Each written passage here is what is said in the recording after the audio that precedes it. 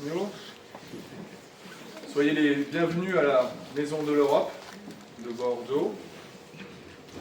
Sejam bem-vindos à Casa da Europa de Bordeaux. Je vous rassure, je ne vais pas faire tout le discours.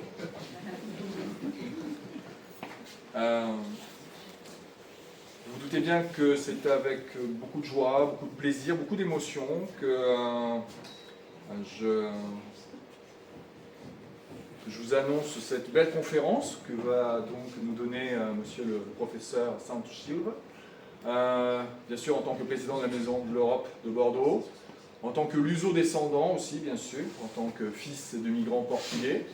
Vous savez, tous ces gens qui sont arrivés dans les années 70 et qui ont eu des métiers comme dans le BTP. Il paraît qu'on manque toujours de gens dans le BTP en France, il paraît, ce que je me suis laissé dire récemment. Voilà, et puis les Portugaises qui souvent étaient femmes de ménage, et qui n'étaient pas toujours très bien reçues par les Français d'ailleurs, pas toujours d'une grande correction. Donc c'est avec une grande émotion qu'on va parler de l'adhésion du Portugal à l'Union européenne, il y a 40 ans, un peu plus de 40 ans, c'est le 1er janvier 1986, vous vous en souvenez peut-être, en tout cas pour certains, pour certaines. Moi c'est des souvenirs également d'enfance, de grands panneaux avec un beau drapeau bleu, des étoiles dorées, je ne savais pas trop ce que c'était, puis petit à petit je compris, en grandissant. Traversant l'Espagne pour arriver ensuite au Portugal. Voilà. Je vous rassure, hein, je ne vais pas passer 2 heures à parler de ça, mais il fallait quand même que je vous dise quelques mots, parce que c'est avec beaucoup d'émotion que, voilà, Isabelle le sait, beaucoup d'émotion donc que j'accueille cette conférence ici, à la fois en tant que professeur d'université de droit européen, parce que du coup j'ai embrassé l'Europe, on dépasse les frontières, on s'ouvre aux autres, ça m'a toujours parlé. En tant que luso-descendant, je l'ai dit, puis en tant que président de la Maison de l'Europe de Bordeaux, seja bem-vindo e prazer ter cá, minha casa e sua casa. Donc, 40 ans d'adhésion à l'Union européenne, mais qui cache l'adhésion à une autre Europe, 50 ans d'adhésion au Conseil de l'Europe, qui était intervenu donc en 1976, donc très peu de temps après la révolution des œillets, en 1974, le 25 avril, le fameux 25 avril, la révolution des œillets. Portugal avait un peu damé le pion pour une fois à l'Espagne. Je ne vais pas m'empêcher de faire une petite taquinerie pour nos amis espagnols. Puisque l'Espagne a adhéré au Conseil de l'Europe en 1977, puis a quitté la dictature, si je puis dire, un petit peu plus tard aussi, en novembre 1975, lors de la mort du généralissime Franco. Donc, élargissement ibérique en 1986. On ne va pas être mesquin, c'est le Portugal et l'Espagne qui adhèrent le 1er janvier 1986. Élargissement ibérique, c'est le troisième élargissement de l'Union européenne. C'est un élargissement au sud, vers le sud, qui prolonge celui qui avait été fait en direction de la Grèce 5 ans plus tôt, en 1981.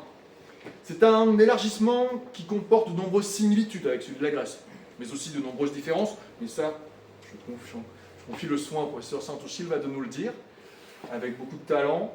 Des nombreuses similitudes avec l'adhésion de la Grèce, parce que ce sont des pays qui ont réussi à sortir de la dictature. Donc la Grèce, c'est la dictature des colonels.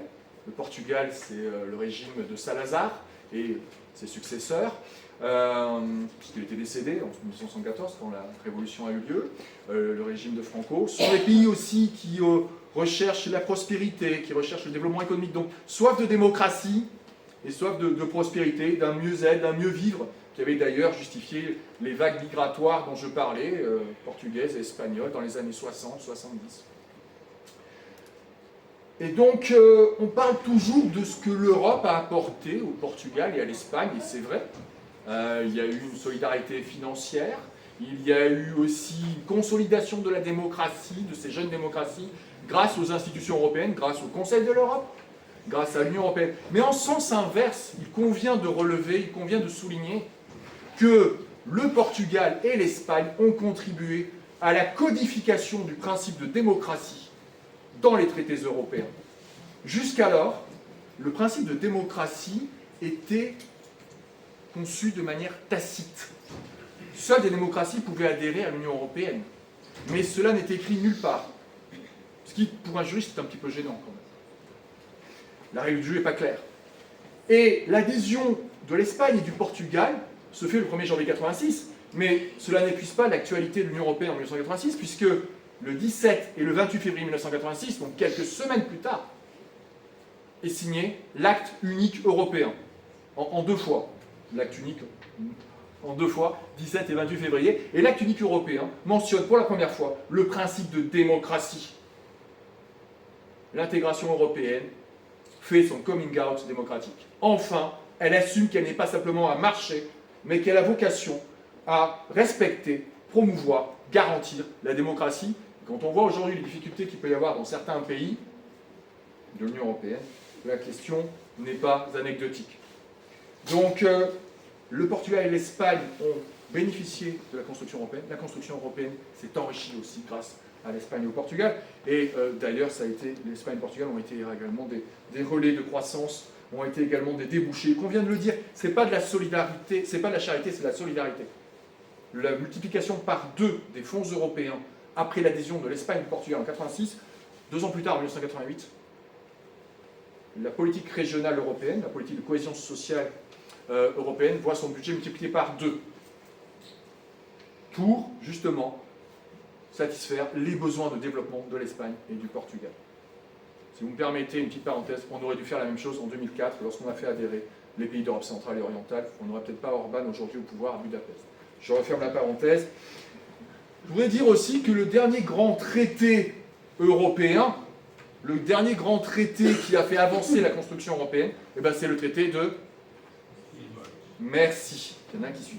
Donc, le traité de Lisbonne, effectivement, qui est entré en vigueur en 2009 et qui a apporté de nombreuses avancées, comme par exemple, on parlait de démocratie, qui permettrait de faire un glissement vers les droits de l'homme, qui donne valeur contraignante à la charte des droits fondamentaux de l'Union européenne. La charte des droits fondamentaux de l'Union européenne, c'est peut-être un détail pour vous, mais pour l'Europe, ça veut dire beaucoup. C'est l'équivalent de la déclaration des droits de l'homme et des citoyens pour la France.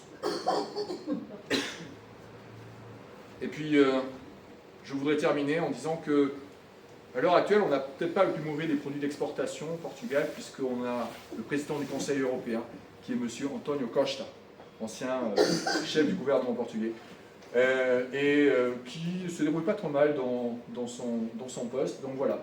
Je voulais vous remercier donc, pour votre attention. Désolé d'avoir été un peu long, enthousiasme à parler. Muito obrigado por sua paciência, sua indulgência. Et je vais donc donner la parole à Miguel, monsieur le consul général du Portugal, sans qui rien n'aurait été possible. Je voudrais aussi rendre hommage à Maria Isabel Braga. On peut peut-être les applaudir, s'il vous plaît.